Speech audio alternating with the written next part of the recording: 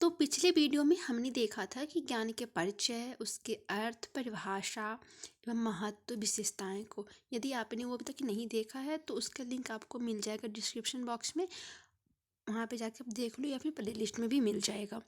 और इस वीडियो में हम देखेंगे ज्ञान के स्रोत और ज्ञान के उद्देश्य को, और जो नेक्स्ट रह जाता है ज्ञान के प्रकार और ज्ञान प्राप्त करने की विधि, उसे हम नेक्स्ट वीडियो में कवर कर लेंगे। मनुष्य ज्ञान किसी न किसी स्रोत से ही ज्ञान अर्जित करता है, वे मूर्त हो या अमूर्त हो।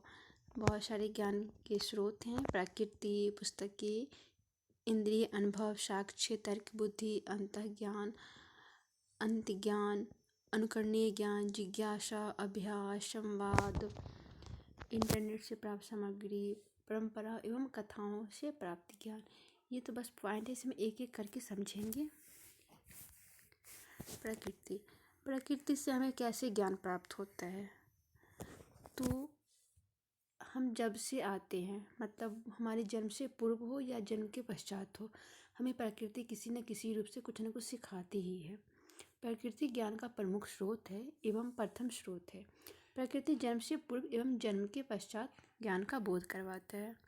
फलदार वृक्ष जिस प्रकार झुका रहता है, उसी तरह से जो व्यक्ति ज्ञानी होते हैं वो विनम्र होते हैं।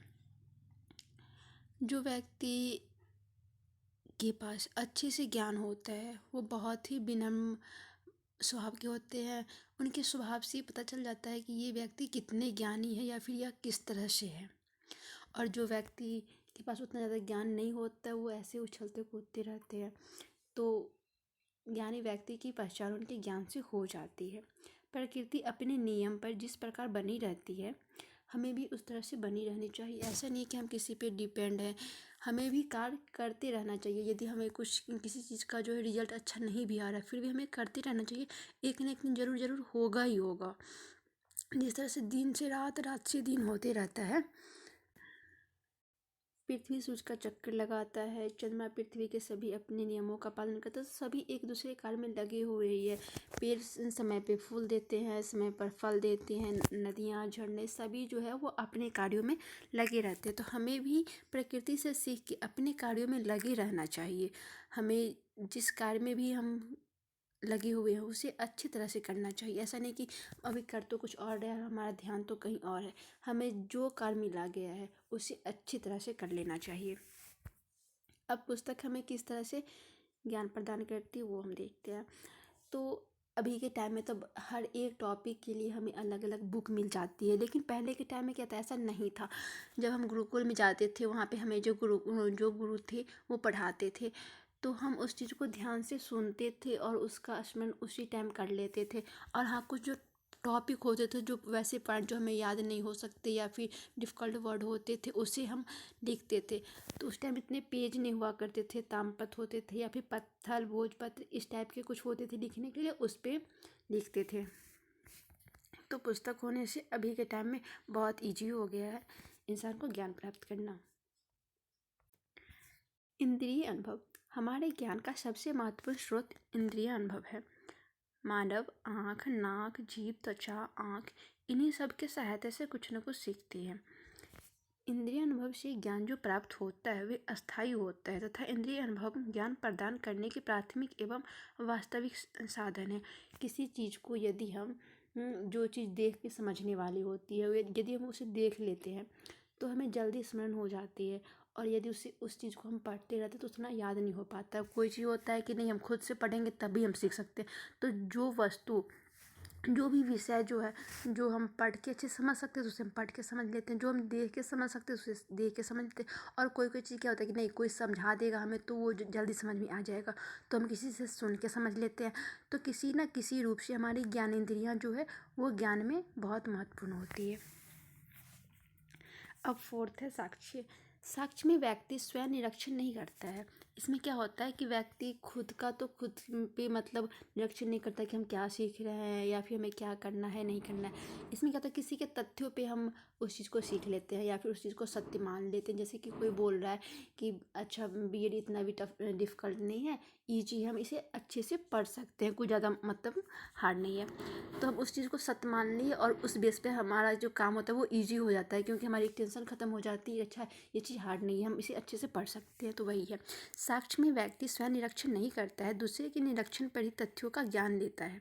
इस प्रकार हम कह सकते हैं कि हम किसी अन्य के अनुभवों के द्वारा ही हम सीखते हैं। किसी व्यक्ति ने पहले से बीएड किया है या फिर किसी भी क्लास की बात हो तो उसने पहले से जो पढ़ रखा है तो उससे ज़्यादा अनुभव होती है, और हम उससे पूछते हैं कि ये कैसा लगा था पढ़ने में, ये सब्जेक्ट कैसा था, तो वो अपना अनुभव जो होता है वो हमें बताता है। फिर हम उस अकॉर्डिंग जो है उसकी पढ़ाई करते हैं। जैसे कि कोई पेपर ज़्यादा हार्ड होता है तो उस पर ज़्यादा ध्यान देने की ज़रूरत होती है, हमें किस टॉपिक पे हमारे जो सीनियर थे वो मतलब सामना किए थे, तो उस चीज़ को हम फिर से अपनी लाइफ में जो है वो देखते हैं कि हमें यहाँ पे अच्छे से पढ़ना है या फिर ये कार्य करना है। वो जो हम बताते हैं उस चीज़ को हम मान लेते हैं। नेक्स्ट है तर्क बुद्धि। जीवन में हम अनुभवों से ज्ञान प्राप्त करते हैं। मानव तर्क चिंतन कर अपने ज्ञान को प्राप्त करता है। मानव जब कोई भी कार्य करता है या फिर किसी चीज़ का ज्ञान जो है वो हासिल कर रहा होता है तो क्या होता है कि कभी कभी उसे उस पर बहुत ज़्यादा सोचने की ज़रूरत पड़ती है कि अच्छा यह कैसे हुआ, किस तरह से इस सिद्धांत को दिया गया, या फिर कभी प्रयोग करना पड़ता है, या फिर हम किसी के साथ मतलब वार्तालाप करते हैं कि किस तरह से ये होता है, किसी के थ्रू भी हम कुछ सीख लेते हैं और हमारे द्वारा भी कोई सीख लेता है। तो तर्क बुद्धि के द्वारा हम ना ज्ञान को हासिल करते हैं। अंतर्ज्ञान, इसके लिए किसी भी तर्क की आवश्यकता नहीं होती है, उस ज्ञान से पूर्ण विश्वास हो जाता है। कभी कभी क्या होता है कि कोई कार्य हम मतलब कर रहे होते हैं और हमें मतलब पूरा भरोसा होता है कि नहीं ये तो हम कर ही लेंगे, इसमें क्या है किसी चीज़ की ज़रूरत हमें नहीं पड़ेगी, तो हमें पूर्ण विश्वास है कि ये चीज़ हम कर लेंगे। तो हमारा अंतर्ज्ञान होता है कि हमें उस चीज़ के बारे में मतलब पूरा पता है कि हम कर लेंगे, मतलब ऐसा कुछ हम पहले से कर रखे होते हैं या फिर उसके बारे में हम अच्छे से जानते हैं या फिर किसी को देखे हुए होते हैं करते हुए। नेक्स्ट है अंतर्दृष्टि द्वारा ज्ञान। अंतर्दृष्टि से प्राप्त ज्ञान अचानक होता है। जैसे कि थॉर्नडाइक का सिद्धांत जो था उसमें बिल्लियाँ क्या थी, वह उछल कूद कर रही थी, भूखी थी, वो उछल कूद कर रही थी, तो अचानक से ही उसके पंजे उस लॉकर के गेट पे पड़े थे और वो खुल गया था। उसने कुछ उसके लिए ऐसा नहीं किया था कि हम गेट खोलना ही है, वो कुछ और कर रही थी और कुछ और हो गया, तो वो अचानक से ही हुआ था। वही है अंतर्दृष्टि ज्ञान। अंतर्दृष्टि से ज्ञान प्राप्त ज्ञान अचानक होता है। यह ज्ञान प्रतिभाशाली लोगों को अकस्मात कुछ बोध होकर होता है। मनोवैज्ञानिक द्वारा पशुओं पर किए गए प्रयोगों से सिद्ध हुआ है कि समस्या से जूझते हुए जानवर अकस्मात समस्याओं का हल प्राप्त कर लेते हैं। बिल्ली भी भूखी थी, वो भी जूझ रही थी भूख से, वो मतलब लड़ रही थी भूख से, तो वो उछल कूद कर रही थी, तो खोज हो गया था। तो यही है अंतर्दृष्टि का ज्ञान। अनुकरणीय ज्ञान, अनुकरण का ज्ञान होता है कि किसी बड़ों को, किसी सीनियर्स को, या फिर हम अपने घर में, समाज में कहीं पे किसी को कुछ कार्य करते हुए देखते हैं और वह चीज़ हम देख के सीख लेते हैं। वही अनुकरण, नकल करके सीखना। समाज, परिवार, विद्यालय से हम व्यक्ति के द्वारा कर रहे कार्यों का अनुकरण करके सीख लेते हैं। जिज्ञासा, जिस तरह से सीखने के लिए, ज्ञान के लिए हमें इन्वायरमेंट की ज़रूरत होती है उसी तरह से जिज्ञासा भी ज़रूरी है। यदि किसी भी व्यक्ति के पास जिज्ञासा नहीं है कि हमें क्या सीखना है, क्या होगा, या सीख के क्या करे, तो वह कभी नहीं सीख सकता है। कितनी भी अच्छी इन्वायरमेंट मिल जाएगी वो नहीं सीख सकता है। उसके पास अंदर से एक जिज्ञासा होनी चाहिए, तभी वो सीख सकता है। जानने की इच्छा, समझने की इच्छा, किसी भी विषय को समझने की उत्सुकता ही जिज्ञासा है। जिज्ञासा पूर्ण व्यक्ति बनने में सहायक होते हैं। जब व्यक्ति किसी विषय को सीखने की जिज्ञासा रखता है तो वे तब तक सीखते हैं जब तक उसे उस चीज़ से संतुष्टि नहीं मिल जाती है। और सीखना भी वही अच्छा होता है जब तक हम किसी चीज़ को संतुष्टि पूर्वक सीख ना ले तब तक हमें उस कार्य को नहीं सीखना चाहिए, क्योंकि संतुष्टि नहीं मिलता है किसी चीज़ का। जब कोई चीज़ सॉल्व कर रहे होते हैं और कभी कभी ऐसा होता है कि हम सॉल्व कर भी लेते हैं लेकिन हमारे मन की संतुष्टि नहीं मिलता कि कैसे हो गया। तो जब तक हमें संतुष्ट हो जाना चाहिए किसी काम को तभी छोड़ना चाहिए। अभ्यास अभ्यास करते रहने से व्यक्ति जो है नए नए खोज कर लेते हैं। तो वही है कि अभ्यास करते रहते से व्यक्ति नए नए अनुभवों को ज्ञान प्राप्त पाने में सफल होते हैं। पूर्व ज्ञान के माध्यम से अभ्यास करने में व्यक्ति नए ज्ञान की सफलतापूर्वक सीखते हैं। जब व्यक्ति कोई भी चीज़ का बार बार अभ्यास करता है, जैसे कि बोला जाता है कि पूर्व अभ्यास करते रहने से हम उसकी मतलब भूलते नहीं हैं, उस चीज़ को बार बार करते रहना चाहिए रिपीट की, मतलब वो हमारे माइंड में सेट होते रहता है, हम उस चीज़ को भूलते नहीं हैं। तो अभ्यास करते रहने से ना कभी कभी क्या जो होता है ना कि कुछ चीज़ अच्छी ज्ञान हमारे हासिल हो जाते हैं, जो चीज़ हम पता नहीं भी करना चाहते वो भी चीज़ हम सीख लेते हैं कि पढ़ते पढ़ते कुछ और चीज़ भी हमारी निकल जाती है।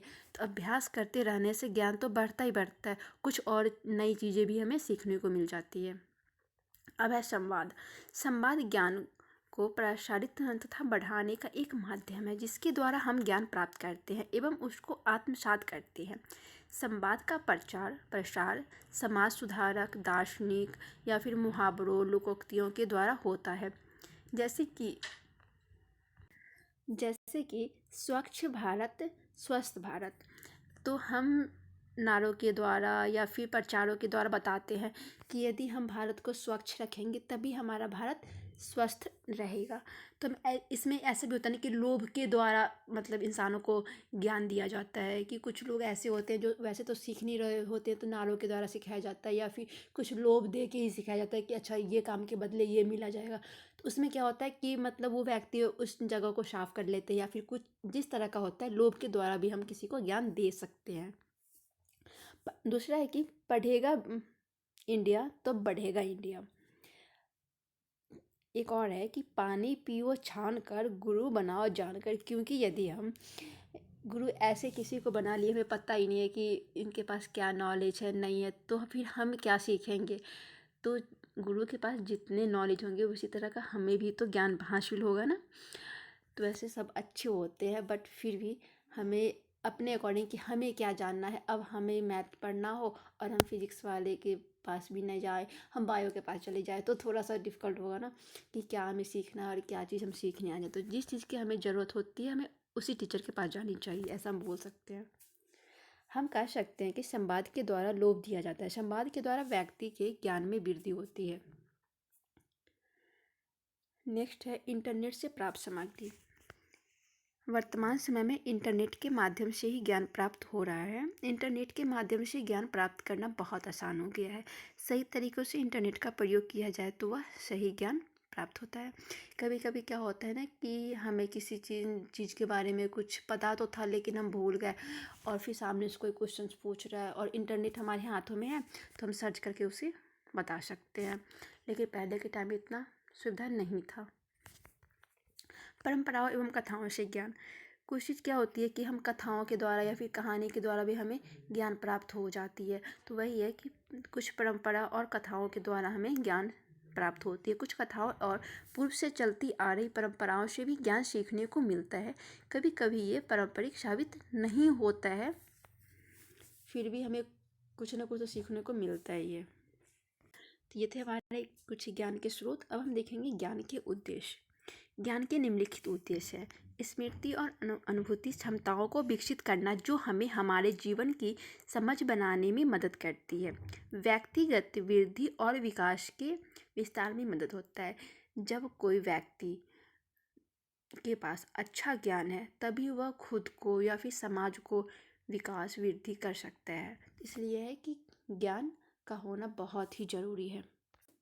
ज्ञान का उद्देश्य हम पढ़ते क्यों हैं, इससे हमें क्या सीख मिलती है कि हमें क्यों पढ़ रहे हैं। ज्ञान का उद्देश्य, तो ज्ञान का उद्देश्य ये होता है कि हम